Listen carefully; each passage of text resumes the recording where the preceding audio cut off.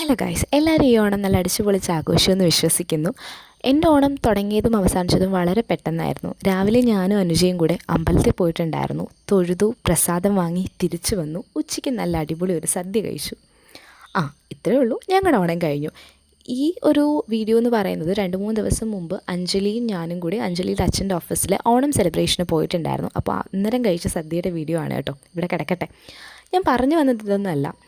നമ്മളൊരു 2-3 മാസമായിട്ട് നമ്മുടെ ഇൻസ്റ്റഗ്രാം, യൂട്യൂബ്, ഫേസ്ബുക്ക് എവിടെ എടുത്തു കഴിഞ്ഞാലും ഇതുപോലുള്ള ഓണം ഔട്ട്ഫിറ്റ് ഐഡിയാസ്, ഒരുപാട് പേര് ഓണം ആഘോഷിക്കുന്നത്, ഓണസദ്യ, ഓണക്കളികൾ, ഓണത്തല്ല്, അങ്ങനെ കുറേ കാര്യങ്ങൾ കണ്ട് വരികയാണ്. അപ്പോൾ ഇതിൽ കുറച്ച് പേരെങ്കിലും ഈശ്വര എൻ്റെ ഓണം ഇങ്ങനെ അല്ലല്ലോ എന്ന് ആലോചിച്ചിട്ടുണ്ടാവും. ഒരുപാട് പേര് ഹെൽത്ത് ഇഷ്യൂസ് അനുഭവിക്കുന്ന ആളുകളുണ്ടാവും.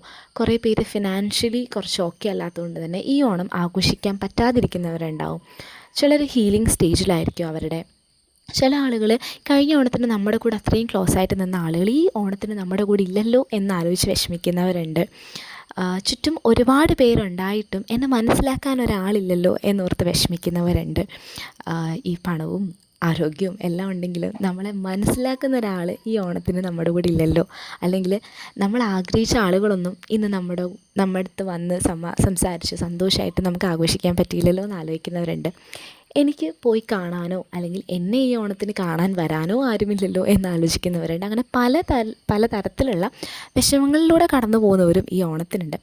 അപ്പോൾ ഞാൻ പറഞ്ഞു വന്നത് എന്താണെന്ന് വെച്ച് കഴിഞ്ഞാൽ, ഇൻസ്റ്റഗ്രാമിൽ നമ്മളെപ്പോഴും നമ്മുടെ ഹാപ്പി ആയിട്ടുള്ള കാര്യങ്ങൾ മാത്രമേ ഷെയർ ചെയ്യത്തുള്ളൂ.